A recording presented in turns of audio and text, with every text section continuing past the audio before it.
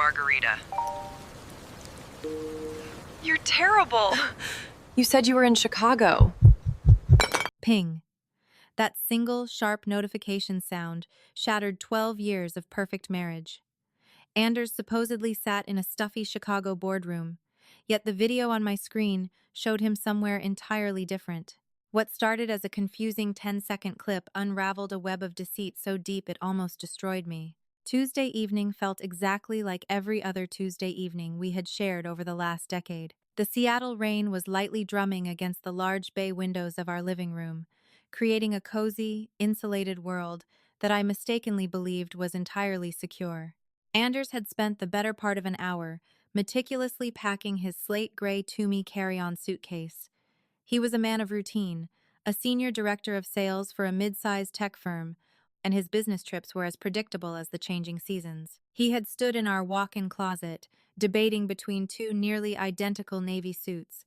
"The keynote is at McCormick Place," he had said, holding up a faint pinstripe option. "And you know how those Chicago convention centers are. Over-air-conditioned and sterile. I need something that holds up for 14 hours. I remember leaning against the doorframe, sipping my coffee, watching him with a fond, quiet affection. We had been married for 12 years. We had survived the chaotic 20s, the financial stress of buying a home in a booming market, and the silent, heavy grief of a miscarriage 3 years prior. Through it all, Anders had been my rock. He was steady, reliable, perhaps a little boring at times, but he was mine. "Take the solid navy," I had suggested, walking over to straighten his collar. "It brings out your eyes. Plus, it looks better on camera if they record the panel." He smiled, that boyish, slightly crooked smile that had won me over at a college mixer so many years ago. He leaned in and kissed my forehead. He smelled faintly of peppermint shaving cream and his signature Tom Ford cologne. "You always know best, Caroline," he murmured. "I hate these trips. 3 days of glad-handing clients and eating overpriced hotel food. I'll just be glad to get back to you." By 4 p.m., he was in an Uber headed to SeaTac Airport. By 10 p.m. his time, he had texted me, "Landed. Cab line is a nightmare. Heading to the Palmer House Hilton now. Exhausted. Love you. Talk tomorrow."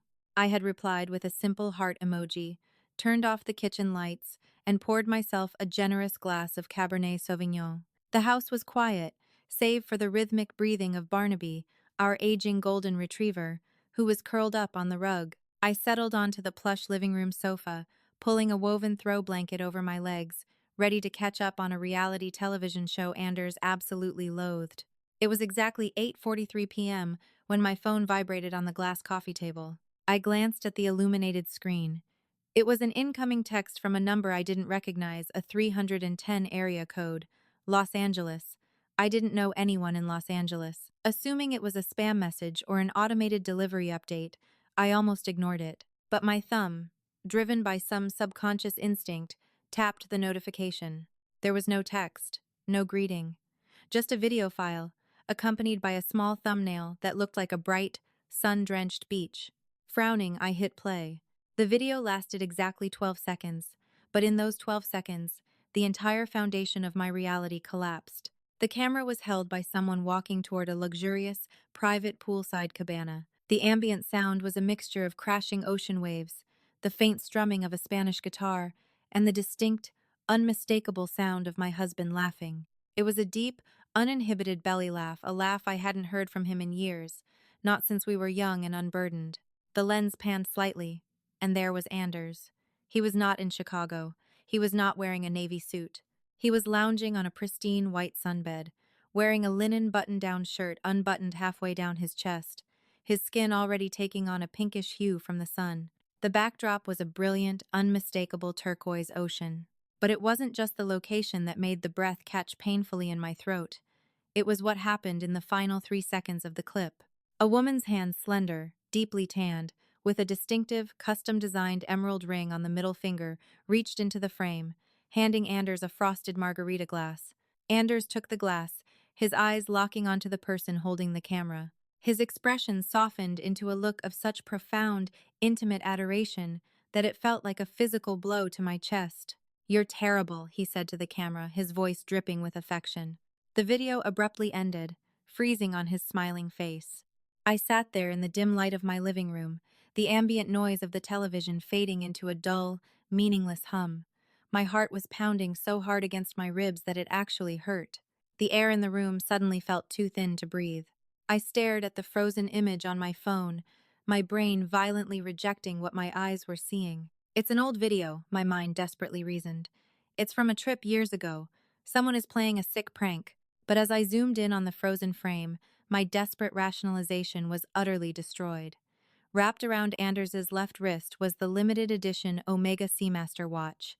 I knew it intimately because I had purchased it for him exactly 4 weeks ago for his 40th birthday. He was wearing it right now, wherever he was. My hands began to tremble so violently that the phone slipped from my grasp, clattering against the glass table.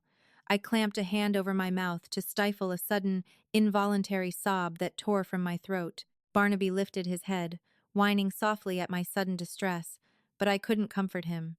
I was free-falling into a terrifying abyss. My husband, the man who supposedly hated travel, the man who claimed to be exhausted in a cold Chicago hotel room, was currently laughing on a sun-drenched beach with a woman whose hand he looked at with absolute devotion. The ping of the phone had stopped, but the echoing silence that followed was deafening. The lie had been spoken, the illusion was shattered. Now, I was awake. Panic is a strange emotion. Initially, it paralyzes you, wrapping your brain in a thick, suffocating fog. But if you sit in it long enough, the fog burns away, leaving behind a cold, sharp, and terrifying clarity. For 20 minutes, I did not move from the couch. I stared at the dark window, watching the rain streak the glass, feeling completely detached from my own body. Then, a slow, simmering heat began to build in my chest. It wasn't just heartbreak. It was the sting of being made a fool. I picked up my phone. My thumb hovered over Anders's contact name, Artie. I could call him. I could scream into the receiver, demand answers, force him to explain the inexplicable, but the cold clarity stopped me. If I called him now, he would lie. He would concoct a story, tell me it was a work retreat that changed locations at the last minute, gaslight me into believing I was crazy for overreacting. He had the advantage of distance. I needed to gather my own ammunition first. My first target was the Palmer House Hilton in Chicago.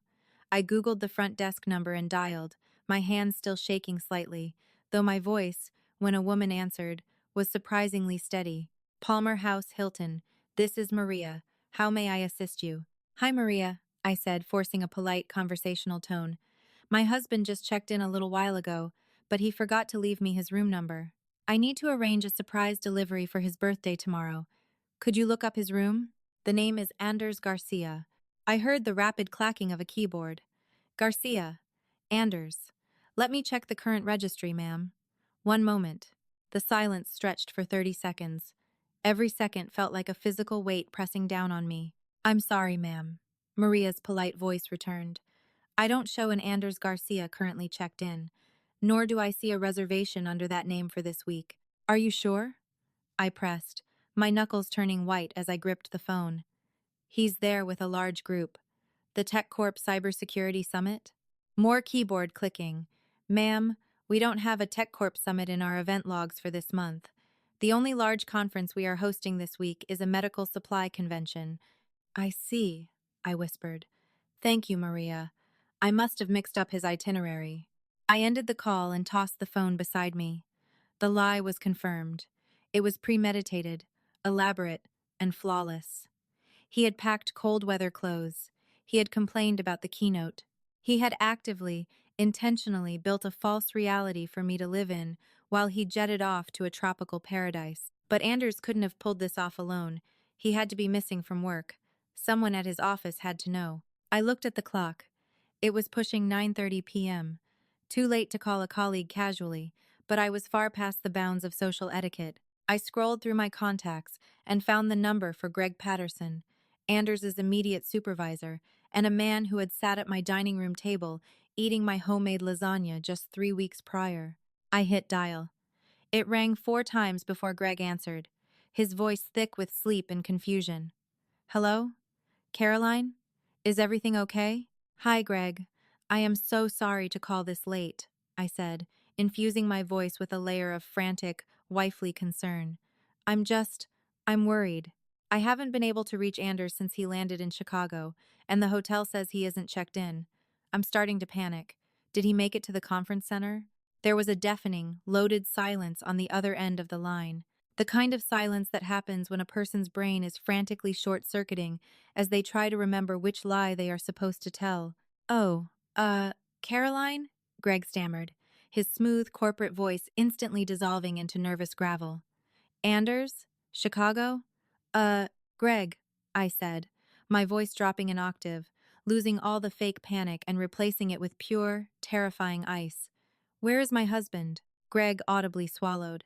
Caroline, listen. Anders. Anders asked for some personal time off this week.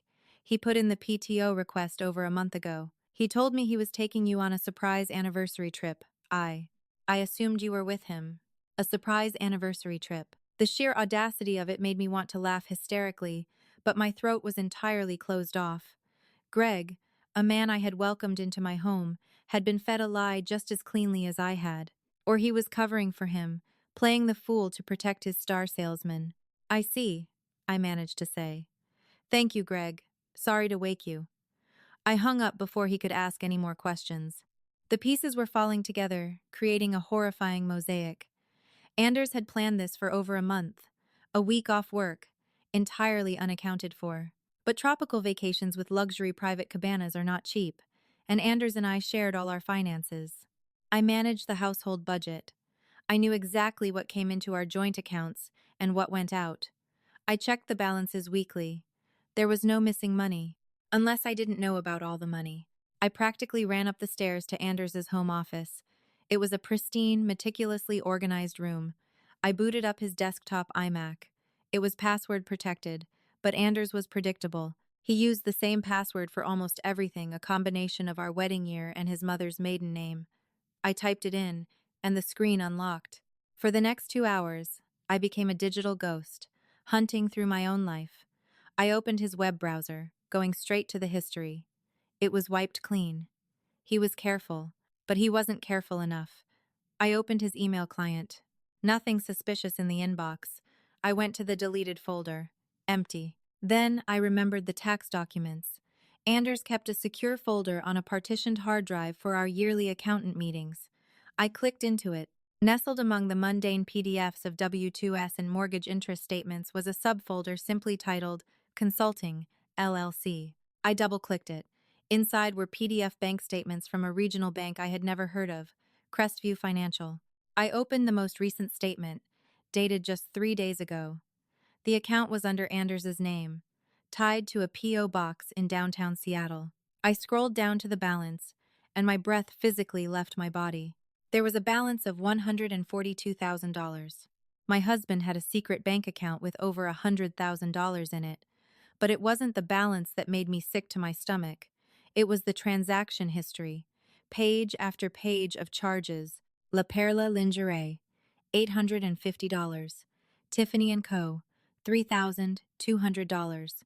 Reserve at Grand Velas Resort, Cabo San Lucas, $14,500. Cabo San Lucas, Mexico. He was in Cabo.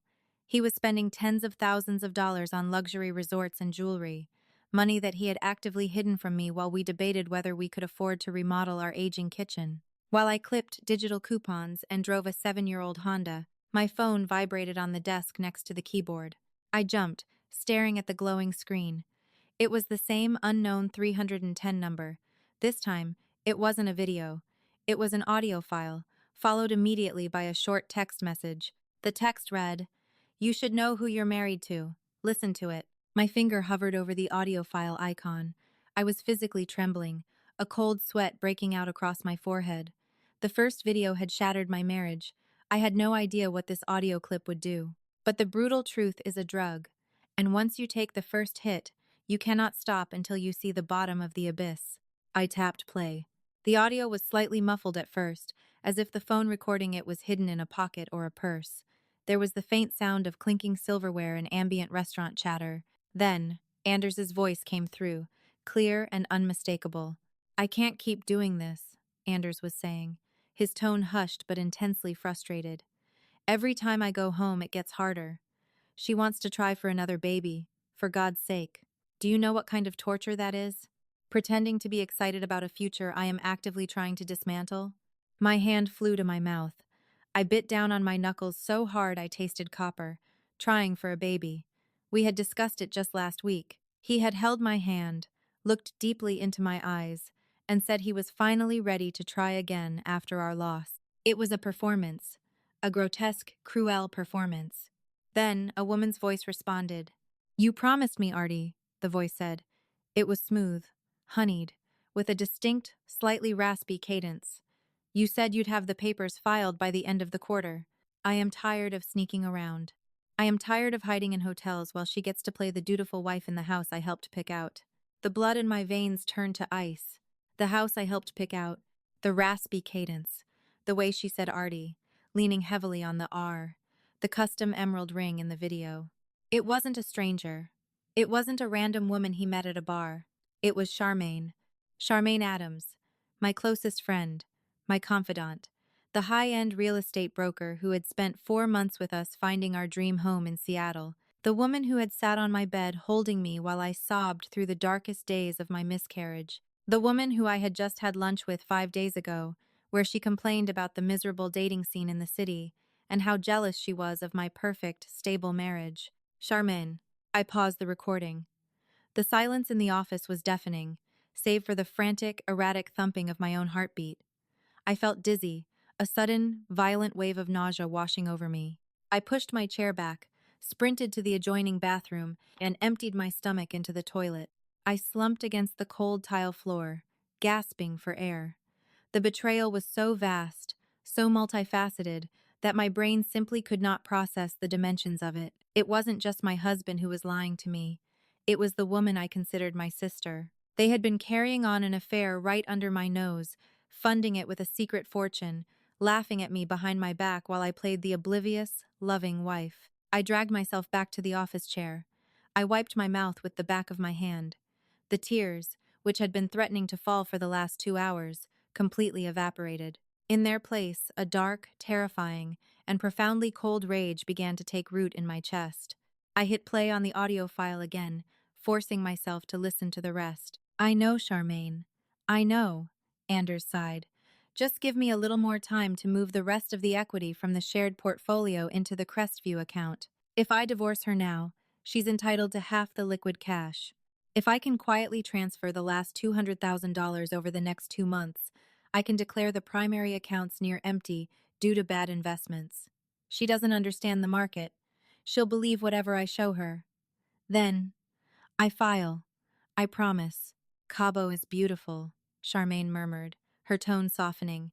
"But I want this every day, Artie, without her ghost hanging over us." "You will," Anders replied softly. "The sound of a kiss. I love you." The recording clicked off. He wasn't just leaving me, he was actively bankrupting me. He was systematically draining the life savings I had worked just as hard to build, preparing to leave me destitute while he walked away with my best friend and over $300,000 of stolen marital assets. I stared at the phone. Who was sending me this? Who had access to them in Cabo? Who would have been sitting close enough to them in a restaurant to record this conversation? I typed a message to the unknown number. "Who are you?" The 3 gray typing dots appeared almost instantly. 30 seconds later, a response came through. "Someone who hates Charmaine Adams almost as much as you are about to. My name is Thomas. I was Charmaine's fiancé, until I found out she was sleeping with a married man.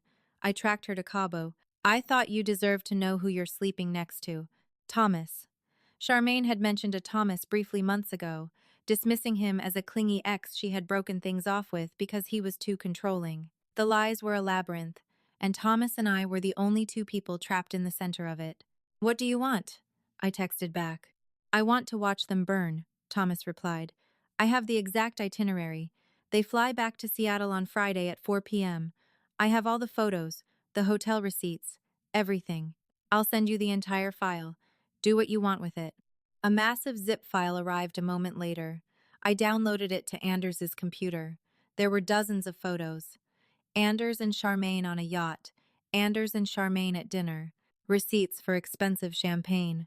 But most importantly, There were clear, unarguable photos of Charmaine's iPad screen where she had left her email open, showing communications with a divorce lawyer detailing Anders's asset hiding strategy. Thomas had been incredibly thorough. I looked at the clock. It was 1 a.m. on Wednesday. Anders was scheduled to return from Chicago on Friday evening. He thought he had another 2 months to drain our accounts. He thought he was playing a masterstroke of deception against a naive, trusting wife. He had no idea that the game had just violently shifted. I didn't go to sleep that night. I made a pot of black coffee and carried my laptop, Anders's hidden banking documents, and Thomas's terrifying dossier down to the dining room table. First, I needed a lawyer. A ruthless one. I searched for the most aggressive, bloodthirsty divorce attorney in King County.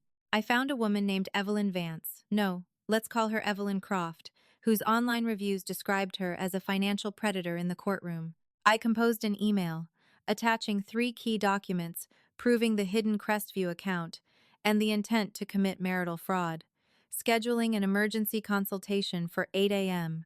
Second, I logged into our joint Chase accounts, the ones Anders planned to drain.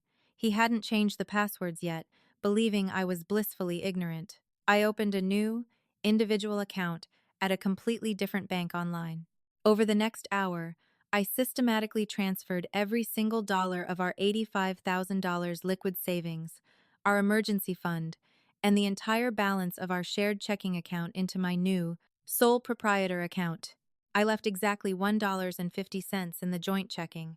Let him try to buy his morning latte in Cabo with that. As the sun began to rise over the Seattle skyline, casting a pale gray light through the rain-streaked windows, I sat back in my chair. The dining room table was covered in printed bank statements, photos of my husband kissing my best friend, and legal outlines. My phone buzzed. It was a morning text from Anders. "Morning, beautiful. Heading into the first session of the summit. Miss you. So boring here. Can't wait to be home." I stared at the text. A cold, predatory smile crept across my face, startling even me. I picked up the phone and typed my reply. "Morning, honey. Hope the presentations aren't too dry. Have a great day. See you Friday." I hit send. The oblivious, loving wife was dead. By the time Anders Garcia walked through the front door of this house on Friday, he wouldn't be walking into a warm home. He would be walking into a meticulously laid trap, and I was going to take everything from him. Wednesday morning arrived wrapped in a typical Seattle drizzle, but inside Evelyn Croft's sleek downtown law office overlooking Elliott Bay, the atmosphere was electric with impending warfare. Evelyn was a terrifyingly composed woman in her late 50s, wearing a sharp charcoal blazer and a completely unreadable expression. She was exactly the kind of apex predator I needed. Sitting across her mahogany desk, I laid out the printed emails, the photographs Thomas had provided, and the digital routing numbers for the Crestview financial account. Evelyn adjusted her tortoiseshell glasses and reviewed the dossier in absolute silence for 10 agonizing minutes. When she finally looked up, a predatory gleam danced in her sharp green eyes. "Your husband is a remarkably arrogant man," Evelyn stated, her voice as smooth as glass. "He fundamentally misunderstands community property laws in the state of Washington. Establishing a shadow LLC to siphon marital funds is called fraudulent dissipation of assets. Judges absolutely despise it." Evelyn immediately drafted an ex parte emergency motion. Because we had definitive proof of his active transfer of funds and his written intent to bankrupt the marital estate, the judge granted a temporary restraining order on the Crestview account by Thursday afternoon. The $142,000 Anders had stolen from our future was now legally frozen. If he tried to withdraw even a single dime, his card would decline, and the bank would flag it. Meanwhile, I had to maintain the illusion. Anders texted me periodically, complaining about deep dish pizza and boring cybersecurity seminars. I responded with cheerful, loving affirmations. Every single message I sent tasted like battery acid, but I swallowed the bile and played my part. Thursday evening, I finalized the physical stage for his welcome home. I ordered a spectacular catered spread from Canlis, an iconic, ridiculously expensive fine dining restaurant in Seattle. If Anders was going to face his execution, he was going to do it over premium Wagyu beef and truffle risotto, paid for by the final $1.50 remaining in his personal credit line. Then, I executed the most difficult move of the entire chess match. I picked up my phone and called Charmaine. Hey, babe! Charmaine answered on the second ring, her voice dripping with artificial sweetness. I could hear the faint sound of an airport terminal in the background. I'm just waiting on a connection in Phoenix. Heading back from a brutal real estate conference. What's up? I need a huge favor, I said, injecting my voice with manufactured excitement. Anders gets home from his Chicago trip tomorrow afternoon. He's been so stressed lately, and his 40th birthday was just so chaotic. I want to throw him an intimate, surprise, welcome home dinner. Just the three of us. Can you please come over around 3:30? I need you to help me set up before he walks through the door at 4. There was a tiny, almost imperceptible hesitation on the line. Charmaine's brain was undoubtedly scrambling. She and Anders were supposed to be landing together at SeaTac. For her to arrive at my house before him, she would have to invent an excuse to separate from him at baggage claim. Oh, Caroline, I would absolutely love to, Charmaine finally cooed, recovering her composure flawlessly. That sounds incredibly sweet. You are honestly the best wife. I'll grab an Uber straight from the airport and be there by 3:30. I can't wait to see his face. Neither can I replied softly.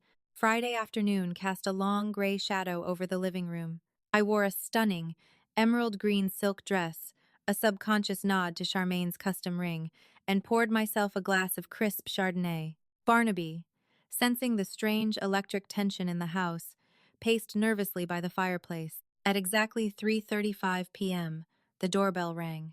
I opened the door to find Charmaine standing on my porch, holding a bottle of expensive champagne. She looked incredibly tan, her skin glowing with the undeniable evidence of the Mexican sun. She wore a designer trench coat over a white linen outfit that screamed expensive resort wear. You look amazing, I said, stepping aside to let her in. That conference must have had a tanning bed. Charmaine laughed nervously, slipping off her coat. Oh, you know, Phoenix, the sun is just brutal. I barely had time to put on sunscreen between property viewings. We spent 20 minutes in the kitchen. She helped me arrange the canless appetizers, chatting mindlessly about the housing market in Bellevue. Every time she smiled at me, a phantom knife twisted in my gut. This was the woman who had held my hand in the hospital. This was the woman who was planning to move into a beachfront property paid for by my stolen savings. At 4:12 p.m., the heavy wooden front door creaked open. Caroline, I'm home. Anders's voice echoed down the hallway. The sound of his Toomey suitcase wheels rolling against the hardwood floors sounded like a ticking clock. I grabbed Charmaine's arm perhaps a little too tightly and pulled her into the living room. Surprise! I shouted. Anders rounded the corner, wearing a thick wool peacoat over his navy suit. He looked genuinely exhausted, a masterful physical performance. But when his eyes landed on Charmaine standing next to me in our living room, the color entirely drained from his face. He stopped dead in his tracks. His jaw slackened, and his eyes darted frantically between the two of us. Charmaine, Anders croaked, his voice cracking. What are you doing here? Caroline invited me. Artie, Charmaine said, her voice tight, trying to maintain her casual smile while signaling him with her eyes to play along. She wanted to surprise you. Isn't she amazing? Amazing, Anders repeated, swallowing hard. He set his suitcase down. He wouldn't look at me. I need to go upstairs and change. The flight from Chicago was a nightmare. So much turbulence. Oh, don't run off just yet, honey, I said, my voice dropping its cheerful facade and settling into a chilling, deadpan calm.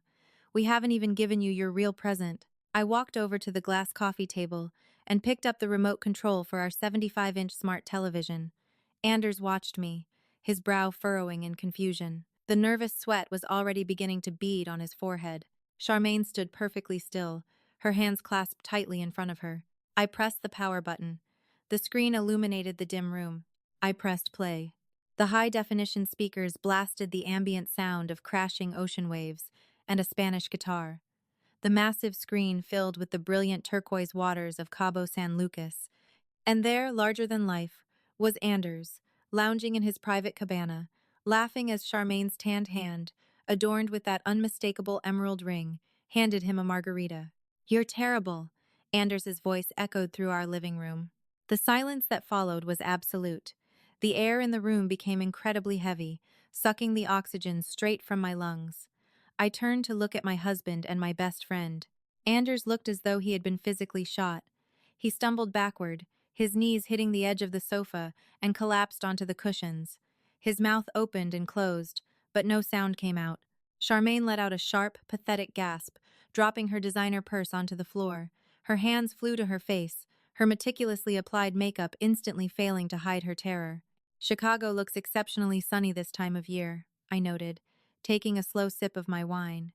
Though I have to admit, the Palmer House Hilton has really upgraded their pool facilities since I last checked. Caroline, Anders finally gasped, extending a trembling hand toward me. Caroline, please, let me explain. It's, it's not what it looks like. It's a misunderstanding. I actually laughed. It was a cold, sharp sound that startled Barnaby. I pressed a button on the remote. The video disappeared, replaced by the audio file Thomas had sent me. I can't keep doing this. Every time I go home, it gets harder. She wants to try for another baby, for God's sake.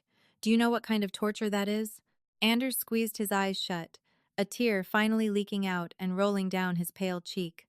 Charmaine was openly weeping now, backing away toward the front door, desperate to escape the trap I had built for her. Don't leave yet, Charmaine, I commanded, my voice cracking like a whip.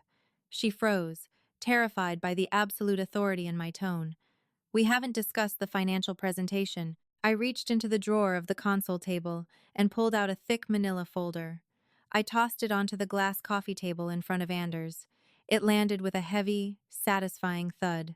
That, I said, pointing to the folder, contains the finalized divorce petition, signed by Evelyn Croft.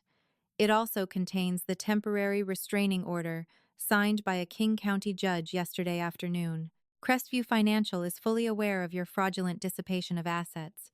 Your Little Shadow LLC is frozen, Anders. All $142,000 of it. Anders's eyes snapped open. The sorrow and guilt instantly vanished, replaced by sheer, unadulterated panic. You went into my computer? He hissed, his corporate ruthlessness finally showing its face. You froze my money? It's not your money, I corrected him, my voice dangerously soft. It's our money. Or it was. And speaking of our money, I strongly suggest you check your Chase banking app. The joint accounts are currently sitting at exactly $1.50. I moved my half of the equity into a secure, private trust. You have no right to do that, Anders yelled, jumping up from the couch. That's my savings. I earned that. You earned it? I shot back, stepping directly into his personal space, refusing to back down.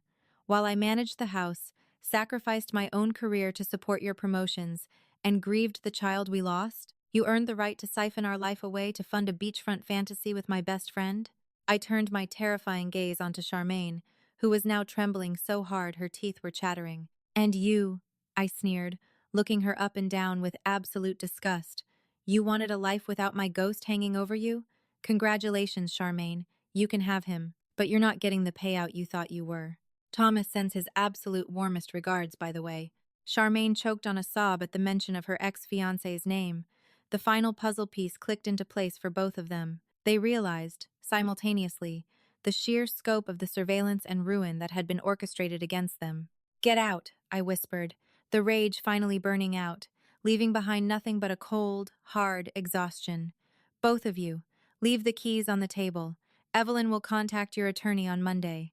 If either of you ever steps foot on my property again, I will have you arrested for trespassing. Anders stared at me. For 12 years, he had seen me as a safe, predictable harbor, a soft woman he could easily manipulate. As he looked into my eyes now, he finally understood that he had severely underestimated the destructive power of a woman who had absolutely nothing left to lose. Without another word, Anders reached into his pocket, pulled out his house key, and dropped it onto the glass table. It landed with a sharp clink next to the divorce papers. He picked up his Toomey suitcase and walked out the front door, leaving it wide open. Charmaine stood frozen for a moment longer. She opened her mouth, perhaps to offer some pathetic, worthless apology, but the look on my face stopped her dead. She grabbed her purse and practically ran out the door, her expensive heels clicking frantically against the wet pavement outside. I walked over to the heavy wooden door and pushed it shut. The locking mechanism clicked into place with a definitive, satisfying finality. The house was quiet again. The illusion was gone, but so was the poison. I knelt down, wrapping my arms around Barnaby's warm, golden neck, burying my face in his fur. I had lost a husband and a friend, but I had found myself. And as I looked around the beautiful, quiet living room that was now entirely my own, I knew I was going to be perfectly fine. Did Caroline's ultimate revenge leave you speechless? Betrayal cuts deep, but watching a meticulous plan of justice unfold is incredibly satisfying. If you loved this dramatic twist and want more intense, real-life storytelling, make sure to hit that like button. Share this video with your friends who love a good revenge story, and don't forget to subscribe and ring the notification bell so you never miss our next shocking tale. Leave a comment below with your thoughts.